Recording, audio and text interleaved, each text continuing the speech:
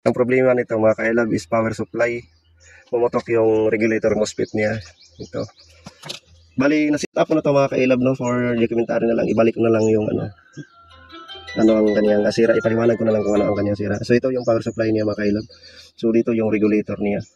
Tapos yung switching niya dito, ito, na 6 pins.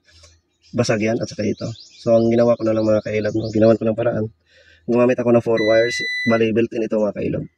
Ito yung board na built-in. So ito, sinit up ko yung 4 wires.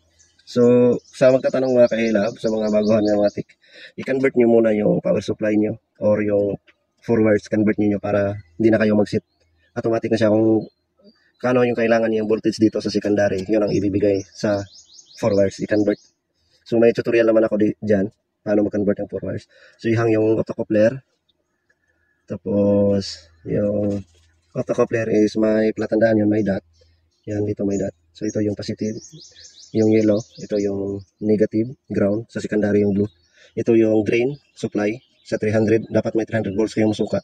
At saka ito yung ground connected to filter cap to ground. So yun lang ang setup ng 4 wires mga kailab.